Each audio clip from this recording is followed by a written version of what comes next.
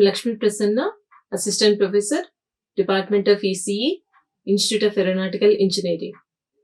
In this session, we will discuss about definitions and terminology related to Module 1. And the Module 1 here is Introduction to 8 and 16-bit microprocessors. So before going to the definition and terminology of Module 1, we will see first what are all the topics we have covered in this Module 1. So here the Module 1 deals with Introduction to 8-bit and 16-bit microprocessors. So here the 8-bit microprocessor is 8085 microprocessor and a 16-bit microprocessor is 8086 microprocessor. So in this unit, we have covered different topics like overview of 8085. So in this overview of 8085 microprocessor, we have seen features, pin configuration and architecture of 8085 microprocessor. Next, we have covered architecture of 8086 microprocessor. So in this topic, we have covered the block diagram of 8086 microprocessor and we have seen what are the features of 8086 and we have studied about the bus interface unit and execution unit that is available in the architecture of 8086 microprocessor. And next we have covered register organization of 8086. So in the register organization of 8086, we have seen 14 registers that are available in 8086 and all the 14 registers are 16-bit registers and we have learned which register should be used accordingly in the assembly level language programming and what is the function of each register. So classification of registers also we have seen in this classification. And next we have discussed about 8086 flag register. So in this 8086 flag register, we have covered different flags when they are enabled and when they will be disabled. So this flag register is also 16-bit register, but among the 16 bits only 9 flags we have learned. 6 comes under conditional flags and 3 comes under control flags.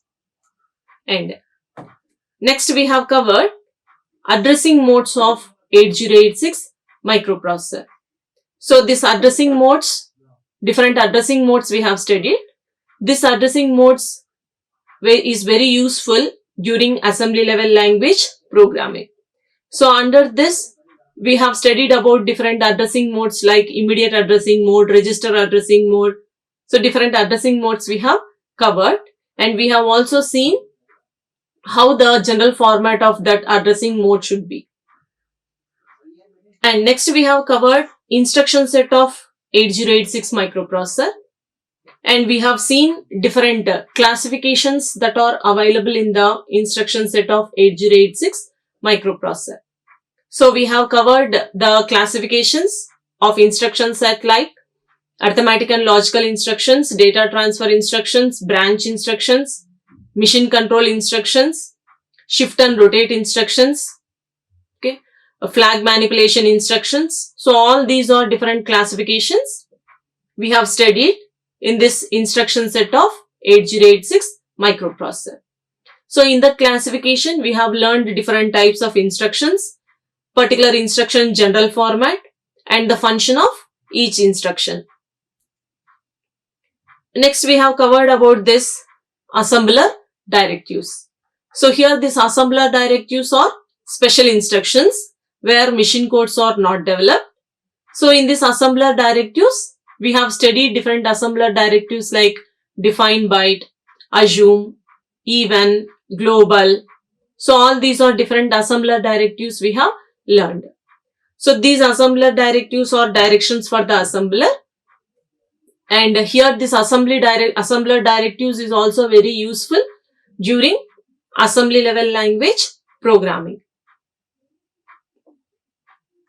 Next we have seen procedures and macros and we have learned what is meant by a procedure what is meant by a macro, how to initialize that procedures and macros with different assembler directives. So all these topics we have seen under this. Next we have gone for assembly language programs by involving logical, branch and call instructions. Okay. So in order to perform these operations, we have to write the assembly level language programs by using addressing mode, instruction set and assembler directives. So next we have seen sorting, assembly level language programs on sorting, and we wrote the programs how to sort the numbers in the ascending order and descending order. And next is evaluation of arithmetic expressions. Next we have covered how to write an assembly level language programs for given expressions.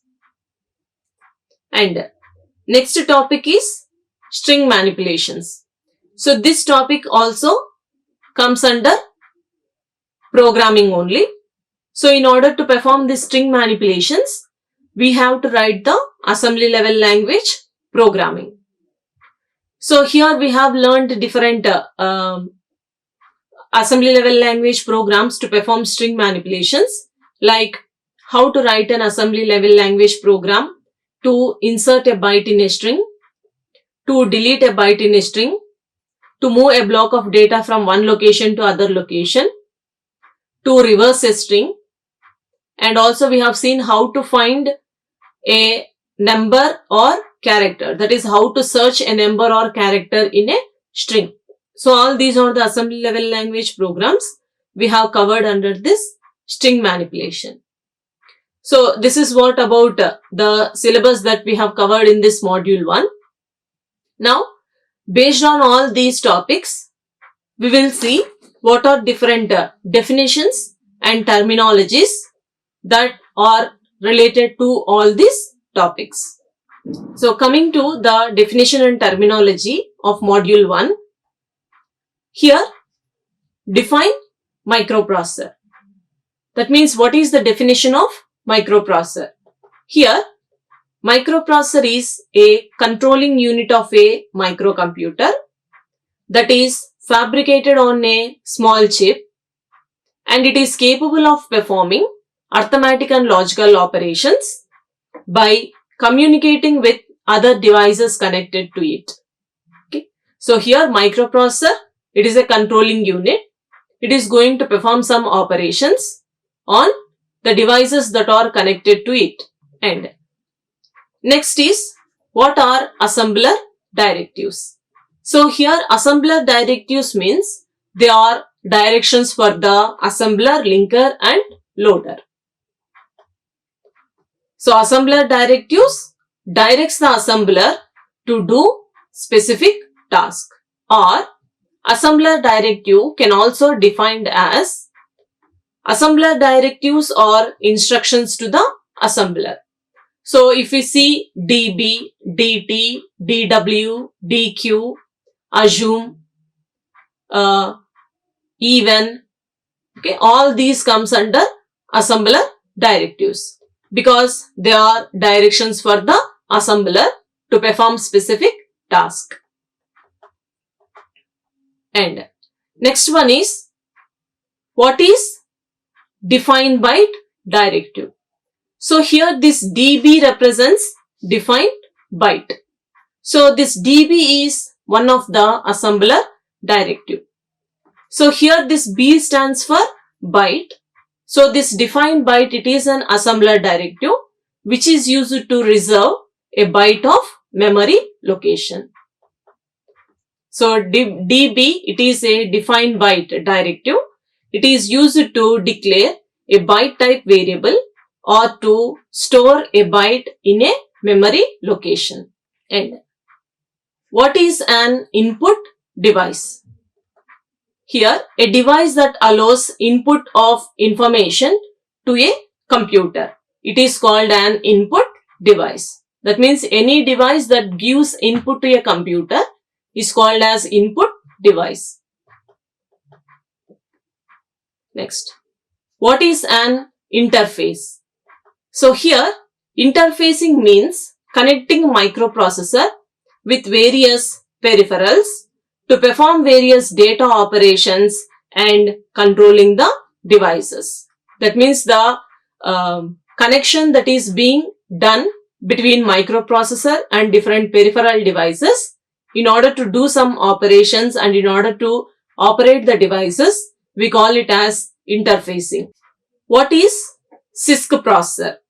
So here, CISC stands for Complex Instruction Set Computer. So CISC stands for Complex Instruction Set Computer. Generally, this CISC processor, it is designed to minimize the number of instructions per program, ignoring the number of cycles per instruction. That means number of operations can be done by using minimum number of instructions. That is how number of cycles per instruction will be reduced. And so what is define word?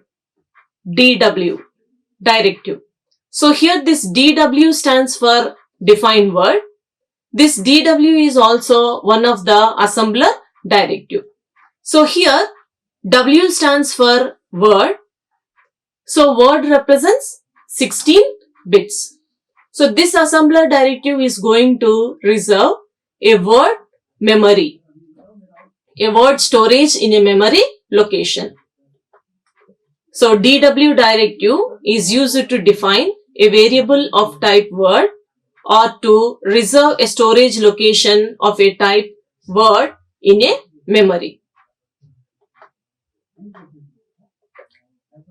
Next, so define addressing modes. So addressing mode indicates the way of locating data or operands. So addressing mode indicates a way of locating data or operands. Addressing mode also describes the types of operand and the way they are accessed for executing an instruction. And next one is define ALU. So here ALU stands for Arithmetic and Logic Unit. So this is the main unit in a computer which will be performing different arithmetic and logical operations.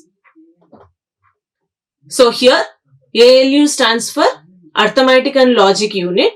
It is defined as a digital circuit that is used to perform arithmetic and logical operations.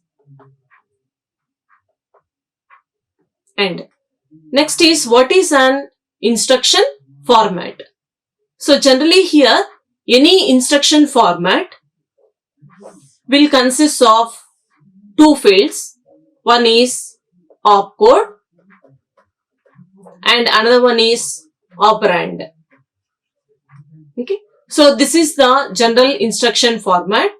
This opcode consists of the information, that means what type of operation that should be performed, and this operand consists of on what data this operation should be performed. So here an instruction format, it is a command to a microprocessor to perform a given task on particular data. So this is the task and this is the particular data on what the task should be performed. And so each instruction, that is each instruction format consists of two parts. So what are the two parts here means? One is opcode, another one is operand. So here one is task to be performed. So what type of operation it has to be performed. So this will be set by this operational code, which can also be called as opcode. And the second field consists of operand. The second one is the data to be operated on. That means on what data the processor has to perform this operation. Says this operand field. Next, define clock speed. So here clock speed means the number of instructions that are executed per cycle. So here processor clock speed determines how quickly the CPU can retrieve and interpret instructions. Okay. So it helps the computer to complete more tasks by getting them done faster. So if the clock speed is high, it represents that more number of tasks can be completed very faster. And so what is define 10 bytes directive?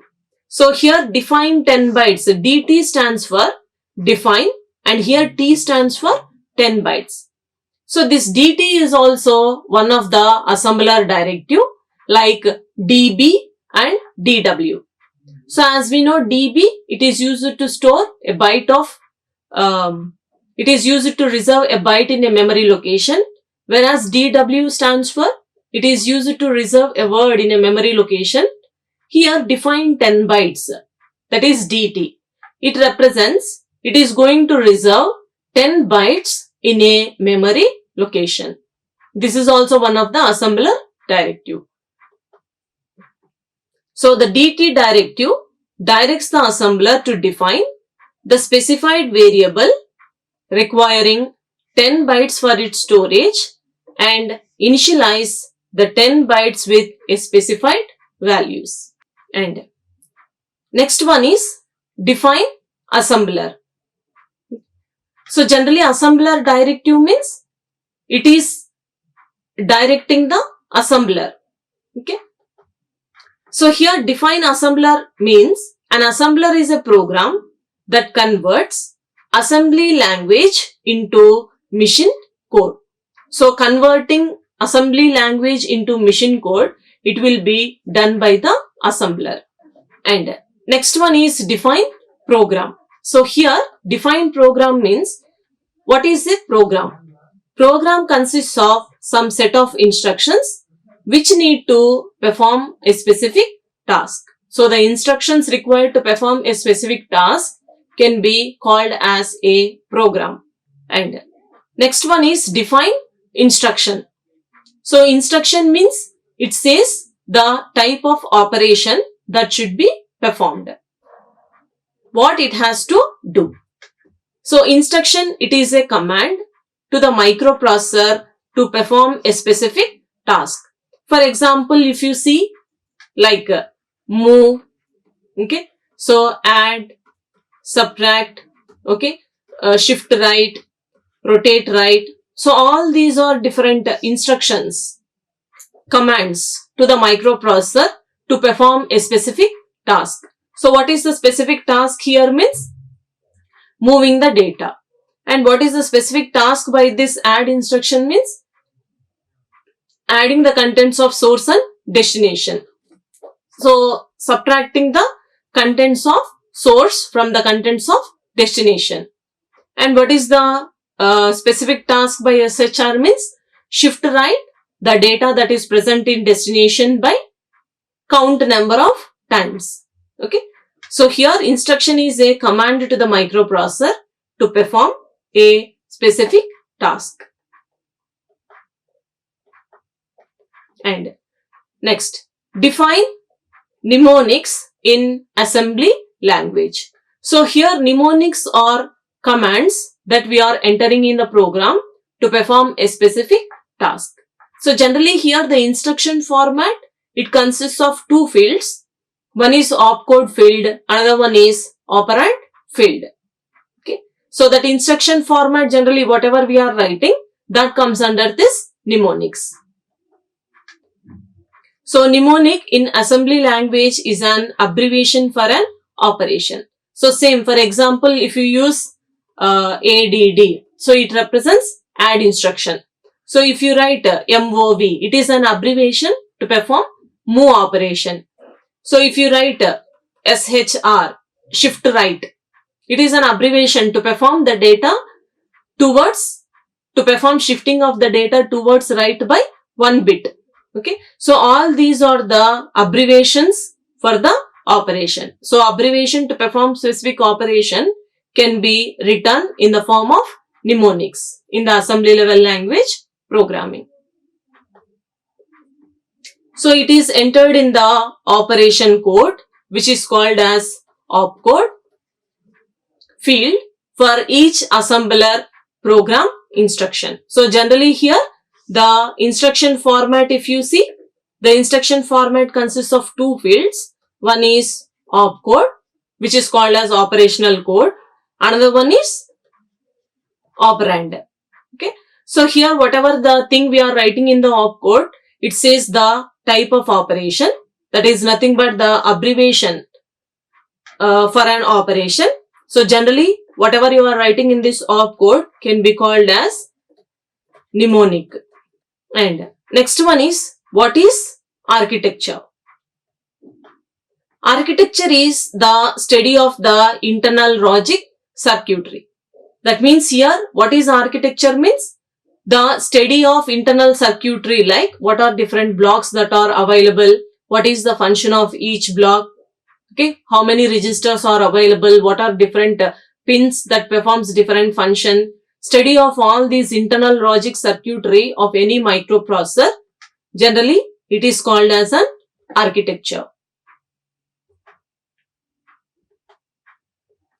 And next one is, what is control unit?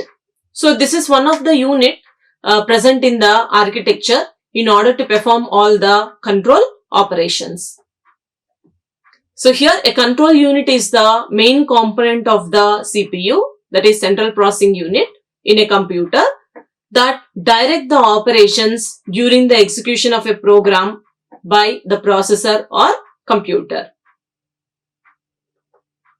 And so the main function that this control unit is going to do is, it is going to fetch and execute the instructions from the memory of a computer.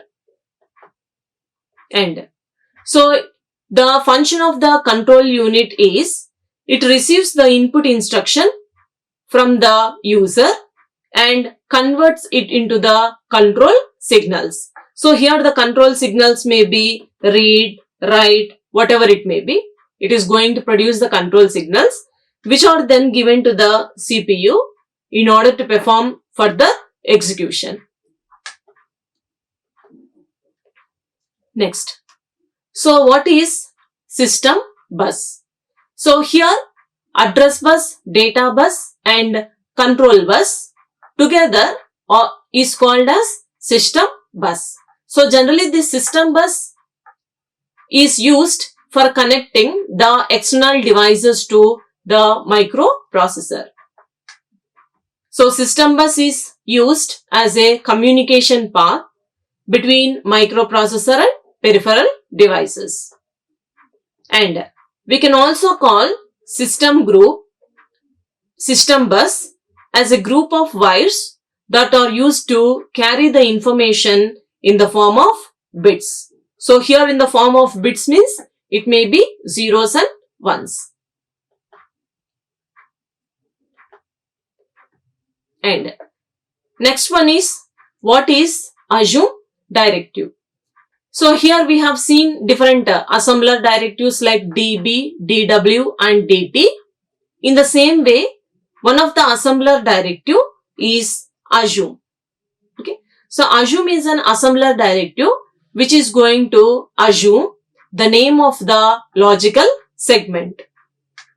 So if you write here, for example, assume, it is a logical segment name, it is going to assume one of the assembler directive, assume CS code. So if you write for example like this assume is an assembler directive, it is going to assume the name of the logical segment as code segment, because here CS stands for code segment. So it is used for assuming the name of the logical segment, whatever the logical segment may be. Either it may be code segment, stack segment, data segment or extra segment. So here assume is an assembler directive which is used to tell the assembler that the name of the logical segment that should be used for a specified segment. And next one is, what is PROC directive?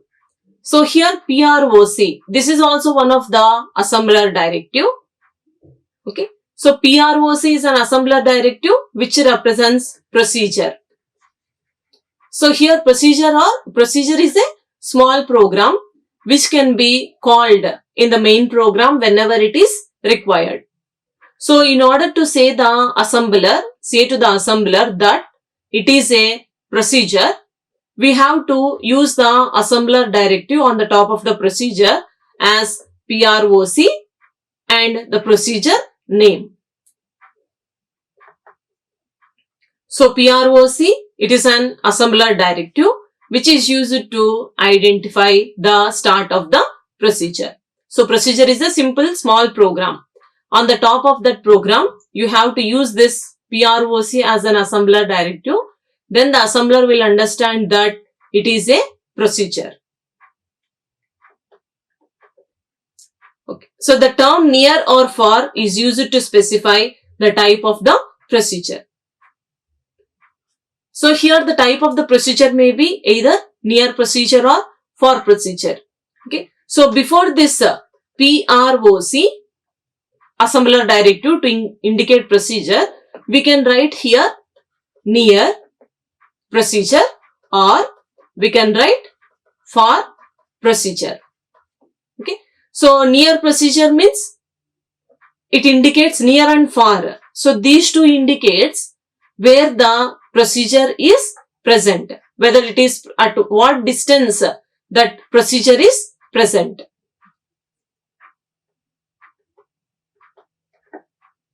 Now, next one is, what is prefetch unit?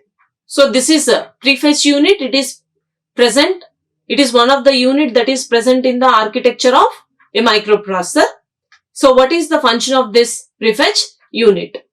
So this prefetch unit is a portion of CPU, okay, central processing unit, that reads information from memory and presents those information to the rest of the CPU for executing the instructions. And next one is, what is decode unit? So here this decode unit, it is also one of the unit that is present in the architecture. Because in order to execute any instruction, we are going to go for the steps like fetching, decoding and executing.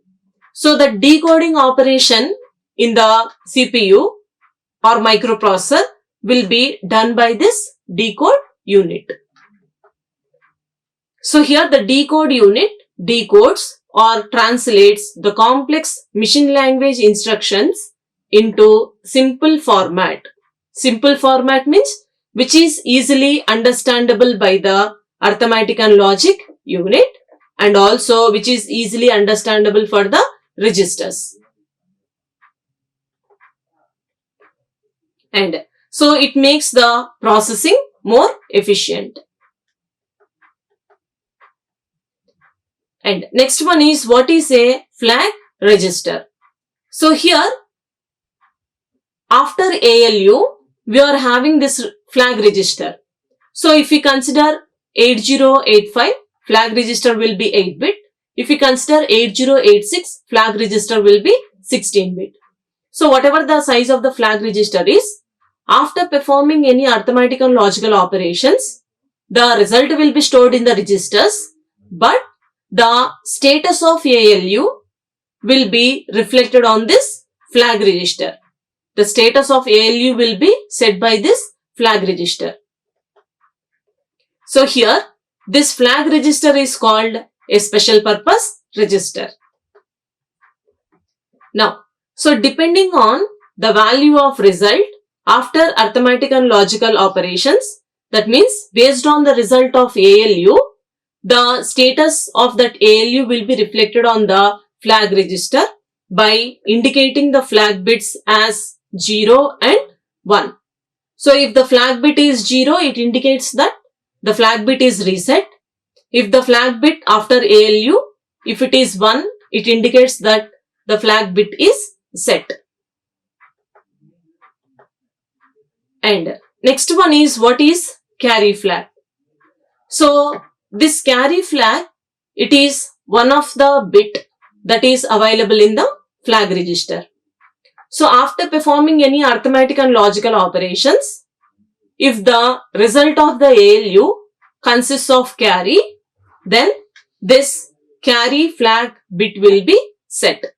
So for example, if you are performing 8-bit operations, the result will be only 8-bit.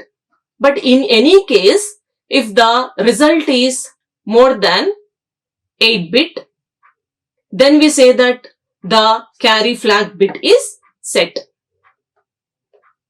So carry flag is set if there is any carry or if there is any borrow during arithmetic operations. And next one is, what is PC? So here program counter can be simply represented as PC. So PC, program counter it is. Here program counter, it is a register that is used to control the sequencing of execution of instructions. And so this program counter, it is a register which is used to hold the address of the next instruction that is going to be executed. And next one is, what is stack? Okay. So here stack, it is also one of the register that stores all the stack related information. Like it is going to store the contents of CS, it is going to store the contents of IP, it is going to store the contents of flag register, which is called as PSW, program status word. So all these contents will be stored in the stack. So when all these contents are stored means, whenever any branch instruction executes, in that case, the contents of CS, IP and flag register will be stored on the stack. After performing that branch instruction, in order to come the control to the main program again the processor is going to retrieve the contents from the stack. Same contents like CS, IP and flag register. Then the remaining main program will be executed. So that is the main purpose of using stack. So stack is the area of the memory used by the programmer for temporary storage of information. So what type of information it can store means, the information like the contents of CS, IP and flag register. And next one is, what is an address bus? Okay. So this address bus is used to carry the address information. So the address bus size based on the microprocessor, it will be different. So here the address bus carries the addressing signals from a microprocessor to the memory and also to the IO and other addressable devices around the processor. So the address bus is used to carry the address signals. Next. So what is an even directive? So here this is even, it is one of the assembler directive. So here this even directive instructs the assembler to increment the location of the counter to the next even address if it is not there in the even address. So for example, if the counter is there in the odd address, it requires more number of cycles to execute the instruction. So that is why we have to see that the counter should be in the even address. So if it is not there in the even address previously, we have to bring that to the even address by using the assembler directive called even directive. And next one is list few assembly controls. Here controls means here how the control will be transferred. It may be either by using unconditional jump control, or it may be using some conditional jump controls. So here different unconditional jump instructions are available to perform this operation, like call, return, jump. So all these are the unconditional jump instructions. That means the control will be branching to the address without satisfying any condition. Here conditional jump instruction. Here are some conditional jump instruction. It means the control will be branching to that address only when the condition is met. So here different conditional jump instructions are available. JA, it represents jump if above. JNBE, jump if not below or equal. Next is JAE, jump if above or equal. JNB, jump if not below. JB, jump if below. JNAE, jump if not above or equal. JBE means jump if below or equal. JNA, jump if not above. And JC represents jump if carry. Along with that, there are different conditional jump instructions available. So these are few assembly controls. Next. So what is segment register? So here if we consider 8086 microprocessor, we have different segment registers like code segment, data segment, stack segment and extra segment. So first, what is meant by segment register? So here the segment register, it is a register that is used to store the segment base address of the memory segment. So segment register holds the starting address of the segment. And next one is what is ready signal. So here this ready, it is one of the pin that is available in the pin diagram of 8086 microprocessor. So in the architecture also this ready signal is observed. So here this ready signal will be generally used by the slower devices when the peripherals are connected. Here ready signal is the acknowledgement from the slow devices or memory that have completed the data transfer. So if ready signal is enabled, it indicates that the slow devices or the memory has completed the data transfer. Next. So what is ALE? So here ALE stands for address, latch, enable. So here ALE stands for address, latch, enable. So here it indicates whether a valid address or data is available on the address bus or not. And this is also the main signal ALE, which is used to demultiplex the address and data multiplex lines. When this ALE signal is enabled, the address and data multiplex lines will get demultiplex. So ALE stands for address latch enable.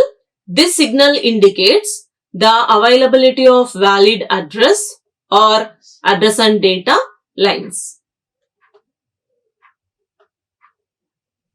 Next, so what is DEN signal? Okay, so here this DEN is also one of the pin that is available in the 8086 microprocessor. So here DEN stands for data enable. So it indicates, when it is enabled, it indicates whether a valid data is available on the data bus or not. So DEN indicates the availability of valid data over the address data lines.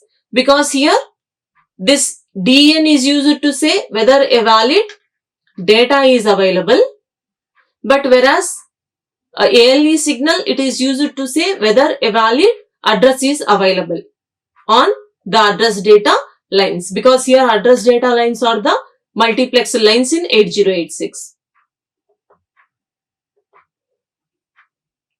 Next, so what is a numeric processor? So numeric processor here is called as coprocessor, which is the additional processor that is involved in the CPU.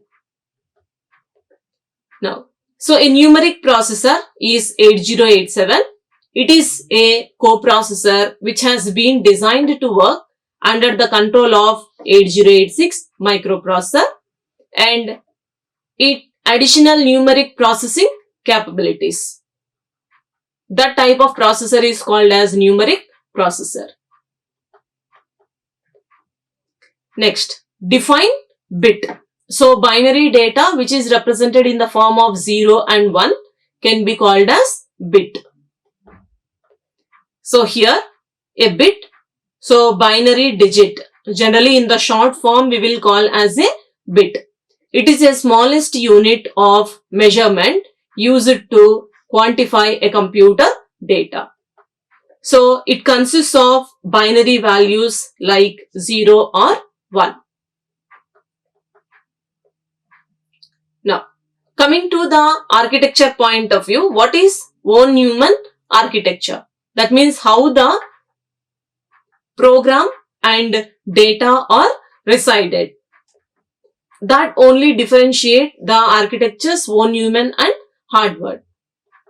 So what is von Neumann architecture means? In von Neumann architecture, the data and instructions, that is program, data and program will be stored in a single memory unit.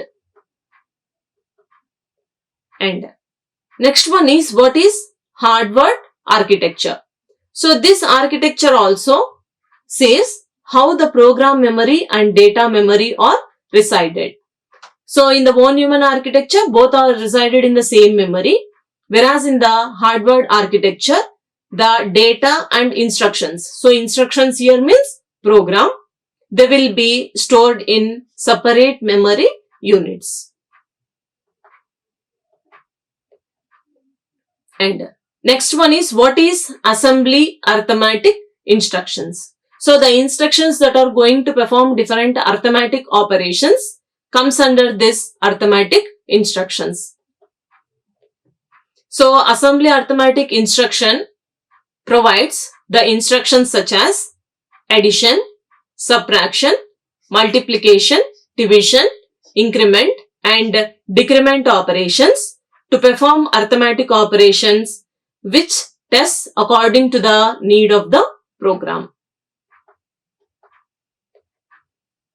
And next one is what are general purpose registers. So here coming to the register organization of 8086, we have studied different registers. 14 registers are available and each register is 16-bit. So in that 14 registers, some of the registers comes under general purpose registers. So here general purpose registers, they are used to store the temporary data during different operations in the microprocessor. For example, among all the 14 registers, some of the general purpose registers are AX. So AX can also be called as accumulator. BX, BX is base register. CX, so CX is counter register. And DX, DX is extended accumulator. So these are some of the general purpose registers that are available in the 8086 microprocessor. And next, list out all the pointers and index registers in 8086. So as we have said, there are 14 registers available in 8086 microprocessor. So among that 14 registers, they are asking about pointer registers and index registers. So 3 pointer registers are there. 3 pointer registers are there and 2 index registers are there. Okay. So we will see now. So the pointers will always store some address or memory location. 8086 microprocessor usually store the offset through which the actual address is calculated. So generally here, in order to calculate the physical address, we need to have segment address and offset address. Segment address will be stored in the segment registers. Any of the segment register like code segment, stack segment, data segment or extra segment. Whereas the offset address will be stored by using any of the pointer registers. So in 8086, offset address will be stored by using pointer registers. So different pointer registers that are available in 8086 are instruction pointer, base pointer and stack pointer. And coming to the index registers, two index registers are available. They are SI and DI. So SI stands for source index and DI stands for destination index. These two index registers generally they are used during string operations. And what are the three phases of machine instruction cycle? So here what are the three steps to execute an instruction?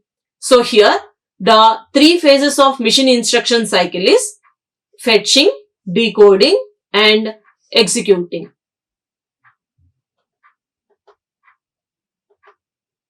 And what is the role of program counter in the fetch execute cycle? So here this program counter is one of the register that holds the address of the next instruction that is going to be executed, and it is a 16-bit register. So the role of the program counter is it stores the memory address of the next instruction that is going to be executed. And what is the main function of CPU? So here CPU stands for Central Processing Unit. It is going to perform some operations, main functions. The main function of the CPU is to fetch the instruction from the memory. After fetching the instruction, it is going to decode that instruction by the decoding unit, and then it is going to execute that particular instruction.